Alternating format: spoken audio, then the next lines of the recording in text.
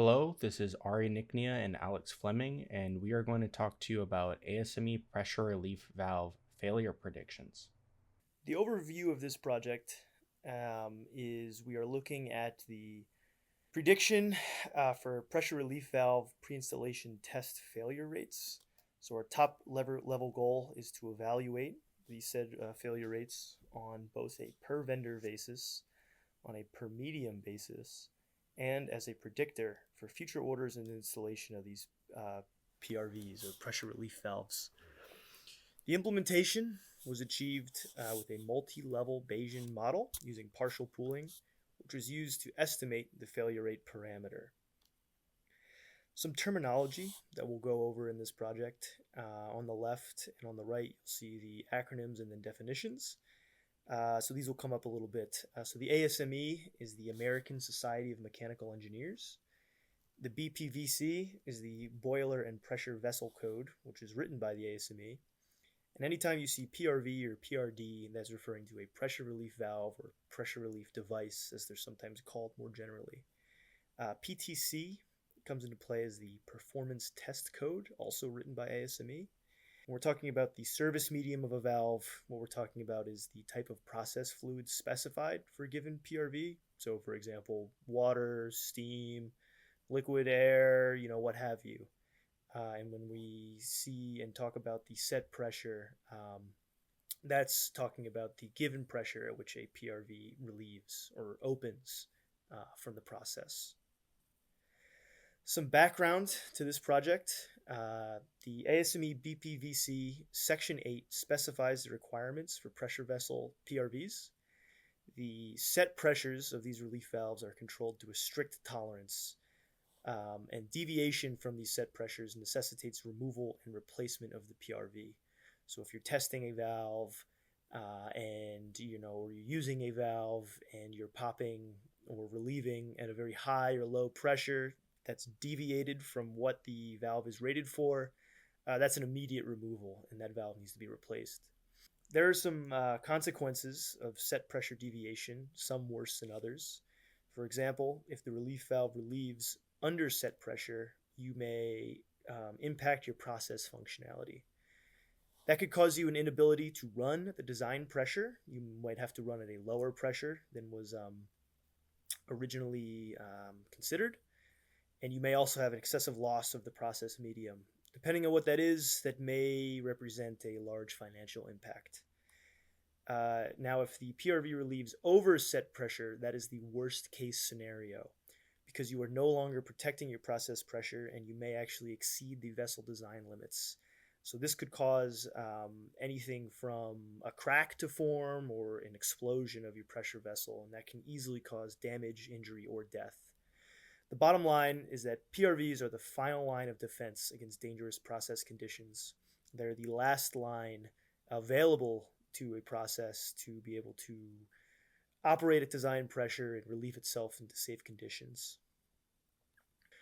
Not all ASME certified PRVs are created equal, despite the strict characteristics dictated by ASME BPVC Section 8. Some PRVs may still fail pressure testing even after certification, and valves from different vendors may have differing levels of reliability. Even with the strict control, again, that is placed on these valves by the ASME requirements. As a good practice, you really should be pressure testing any new relief valves prior to installation on your process lines, and these should be retested regularly. Again, even though they're certified, that's not necessarily a guarantee that 100% of them will work 100% of the time.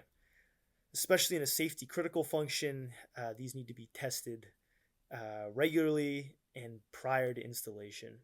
Any failure of a PRV should be minimized. The fact is, the removal, replacement, and reinstallation costs time and money. You have not only the labor required to pay your people to replace these valves, bring the process to a safe condition prior to, vent off process lines and all that. But you also have sometimes very long vendor lead times with some of these valves, especially in one-off or custom-made scenarios. And then you also pay on the back end with facility downtime. So anytime you're not running your process, you are effectively losing money, or you're losing what could be, made during that time. So the point is, picking the proper vendor and estimating the amount of spare valves that you need on hand is key. And to do this, determining the expected proportion of failed valves allows for the proper planning, which lets you, again, pick the proper vendor, estimate how many spares you have, and then overall minimize the amount of failures that you have, even beyond a safety standpoint. Any failure in line of your process is going to cost you. So, we got our data from an ASME paper titled Reliability Testing of Pressure Relief Valves by Savannah River Site Survey. This study was made to determine the condition of relief valves that were removed from service as well as those that were newly purchased valves. We focused on these newly purchased valves since they would give us the best insight into how good the valves were off the shelf. In total, 560 valves were tested from 18 distinct vendors from over 5 different service mediums, including steam, air, and liquid. 70 of these valves were rejected after pre-installation testing. Here, we can see the results of the valve testing. There is one vendor that sells a valve that works with both air and liquid, and 2 that have no service mediums listed. On the left, we can see what the valves were rejected for, like releasing with too little pressure, releasing with too high pressure, or other various manufacturing or logistics errors like incorrect stamping or delivering the wrong valve. Some of these are more serious than others. For example, a valve releasing at a higher pressure than intended could have life-threatening consequences, while others show issues in the manufacturing and quality assurance processes. Another interesting note from the ASME data is that the total number of rejected valves on the left-hand side do not reflect the number of rejected valves in the verbose dataset. Now, since all the valves use a common set of standards set by ASME, we can draw some conclusions by comparing valves that are used in the same service medium to those that were made by other vendors. This lets us use a multi-level varying intercept model to partially pull the data from each vendor. That being said, there are some potential differences between valves that can't be accounted for with just these. These include storage and transport conditions, manufacturing operations, or any specifics that fall outside of the ASME general guidelines for manufacturing these valves. To analyze our data, we decided to go with a multi-level model. In a single-level model, the prior is fixed, and we choose a specific distribution with set parameters that directly inform our analysis. In multi-level models, we extend this concept by introducing some flexibility. Instead of having one fixed prior, we define the prior distribution using hyperparameters. These hyperparameters capture changes across different vendors in the data, allowing our model to adapt more naturally. These hyperparameters will also come with their own prior distributions. This approach allows our uncertainty at multiple levels, leading to a more robust and nuanced inference. Multi-level modeling leverages levels of priors to better capture the variability inherent in our dataset. Since we are primarily worried with the success or failure of a valve, we chose to represent our valve failures with a binomial distribution. Binomial distributions are good for modeling events with a binary outcome. In our case, that's the success or failure of a valve from a fixed number of trials. We then set our hyperparameters mu and sigma with a normal and exponential distribution. Like I said in the last slide, we chose our binomial distribution since the pressure relief valve tests are independent tests and with a binary outcome of either passing or failing. While the binomial distribution is very useful, it doesn't directly tell us the probabilities of failure. To get our probabilities, we take our binomial distribution and pass it through a logistic function. Logistic functions are useful since they produce a bounded output, which in our case is the probability of failure from 0 to 1. The logistic function bridges the gap between our previously discrete outcomes and our continuous probability, optimizing our pressure release. Finally, we set our prior to a normal distribution due to the nature of the mechanical system and since log odds are usually normally distributed. This prior will adapt to each vendor and medium using our hyperparameters. For our first hyperparameter, we set mu to be a normal distribution since we assumed that most valves should have a low chance of failing, and we gave mu a large width to prevent it from being too rigid. This should give us room for the data to influence the estimate. We then gave sigma an exponential distribution to add some variability to mu. This allows it flexibility to capture different levels of uncertainty in our estimates. That being said, sigma will be biased towards smaller values, showing that mu is most likely modest unless we have very strong data. Here we can see the results by vendor for the steam pressure release valves. Most of them have a pretty low probability of failure, with the exception of vendor M, who has its distribution clustered around 50%. It's also important to pay attention to the shape of these graphs. Some lean heavily to the left, implying that their probability of failure is extremely low. This contrasts with others that have a shape closer to a bell curve, with the majority of their mass collected towards its center. Next, we have the vendors for the air pressure release valve. Similarly to the steam valves, air also has a generally lower probability of failure, which is around 10% or lower for these vendors.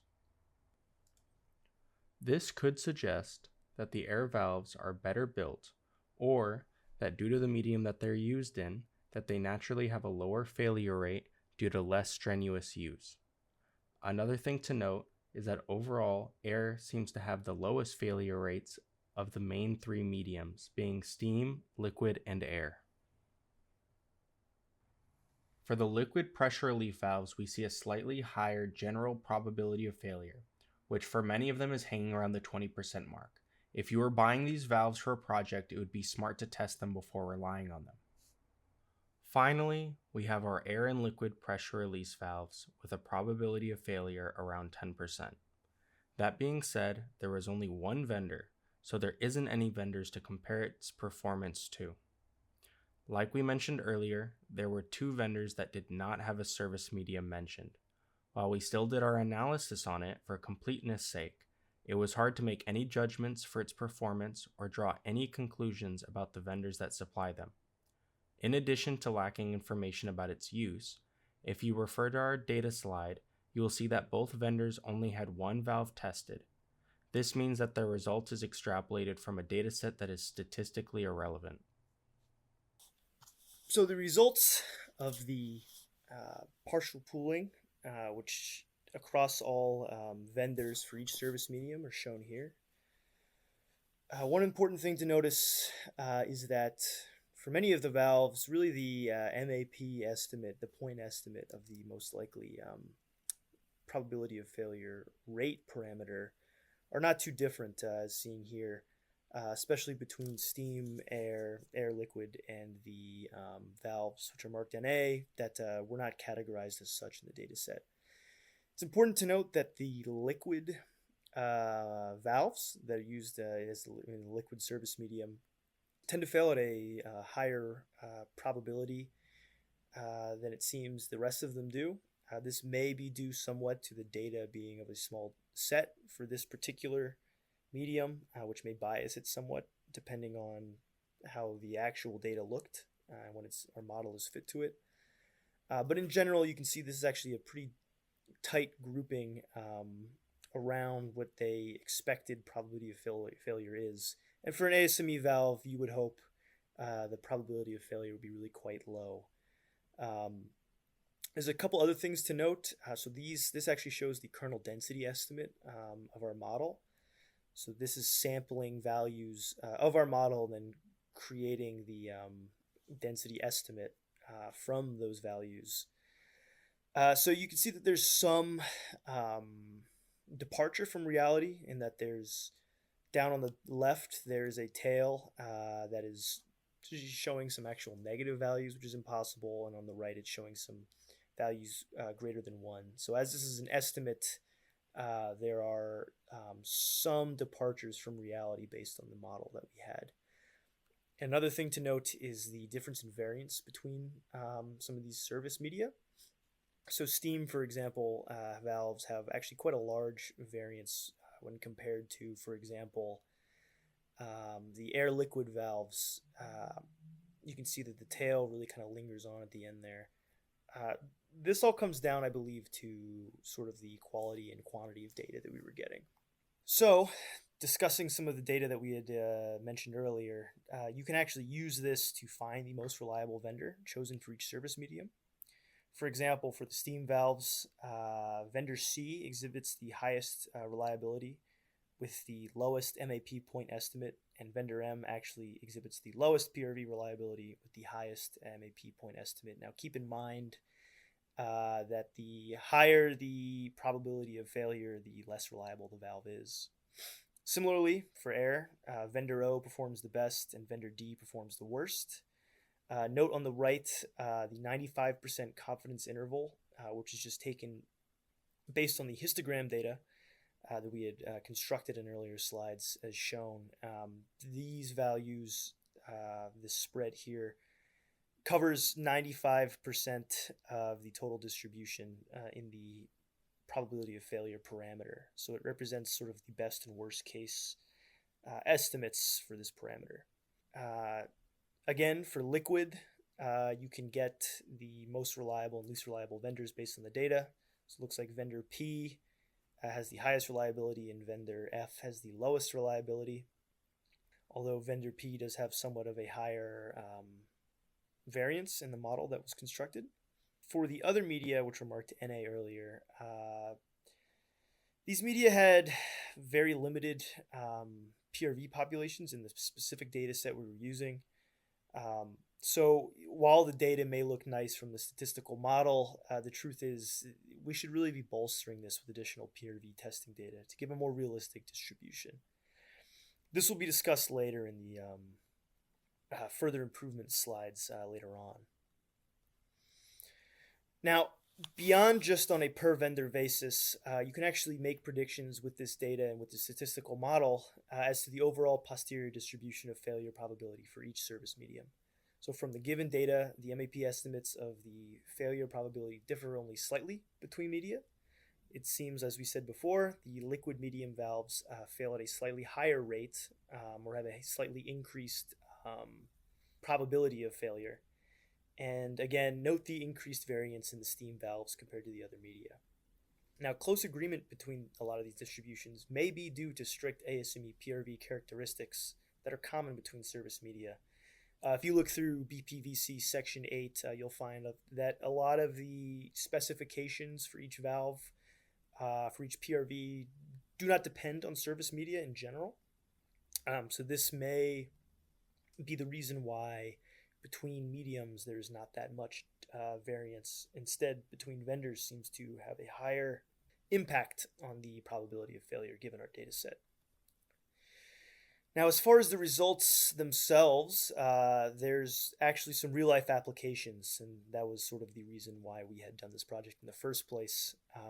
So a bit of background, working in areas with high-pressure facilities and high-pressure process lines, we've seen firsthand some of the issues that may arise with these valves and as a result of their failure. The cost of process downtime caused by PRV failure can easily exceed the cost of buying or storing the spares, especially depending on the process, but especially for media that are expensive, rare to come, or hard to come by, or processes that are feeding into a much, a very critical downstream capability. The statistical model can be used to estimate the amount of spares required on hand with 95% confidence. So that's assuming that the vendor and service medium are known, or you can make an assumption on those. The truth is the risk analysis really favors buying cheap PRVs versus eating the cost of an expensive process downtime or the liability resulting from potential damage or injury. And there's really a limited risk of overbuying PRVs when using this model due to the confidence interval giving an extreme ceiling for failure probability. Let's consider an example here. If you consider, let's say, a probability of failure of a particular vendor's PRV is estimated to be 10%. The analysis may also show, let's say, 95% confidence interval, placing the bounds between 0 and 40%. So within those two bounds, 95% confident that your estimation will fall in there. And let's again pretend that you need 3 identical PRVs for this particular process. Using the confidence interval, you can assume that the worst case, the F parameter, the probability of failure, is 0.4, which means that if you buy 8 valves, you have a 95% probability that 3 will pass the pre-installation pop test. Now, this gives you the benefit of having minimal cost, since PRVs are generally cheap, to ensure protection against downtime. And in this example, you are buying these ahead of time before there's an actual failure. But you also have the benefit of minimizing the overbuying of valves. And that, for in some lab environments, the storage space may also be a premium, and that's minimized by having the lowest amount necessary on hand. Now, for non-safety critical BRVs, the M8P estimate can be used, where you're not considering necessarily the worst case chance, but you're using the point estimate that you assume is most likely. So the reason for this is they're lower risk even if failure occurs. If you have, for example, a PRV in a low pressure line that's not around any sensitive equipment or people, you can actually be less conservative here. And that will actually further minimize your over-ordering of PRVs. The bottom line is that the statistical model gives insight into PRV behavior and downstream impact on process financials.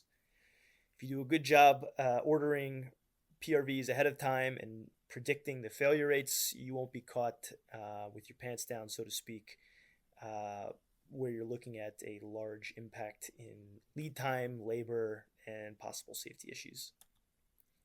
Now, there are some improvements that could be made that we're suggesting for this particular model. One is the dataset size. As it is, the dataset is limited for certain media. For example, the media that was categorized as NA, that was not given a categorization. Training data can be used to update this model based on more recent PRV pre-installation tests. And additionally, the service media should be expanded for further industry reach. For example, gaseous nitrogen, liquid nitrogen, hydrogen, oxygen, helium, what have you. Another improvement that we sought to make or could make in the future is the improvement on the confidence interval estimation. So currently, our 95% confidence interval is based on the probability distribution of the valve failure parameter. We think that the CI can be better estimated prior to the logistic transform on the log odds scale, perhaps by using more complicated or conservative estimates, for example, the Jeffreys interval. This was not implemented for this particular project, but could be in the future as an additional level of safety here. And finally, the parameter consideration and additional levels should be re-examined. If the dataset can be constructed such that it considers PRV material, for example, you can actually make further inferences based on the material types, between material types. You can draw further inferences on the probability of failure. There's also some opportunities in the same vein to increase the number of levels in this multi-level model. And the subset of failures can actually be narrowed down to the most dangerous subset, which are overpressure deviations, to give you a true worst case look on what that may do to your process and what you might need to do to prevent it.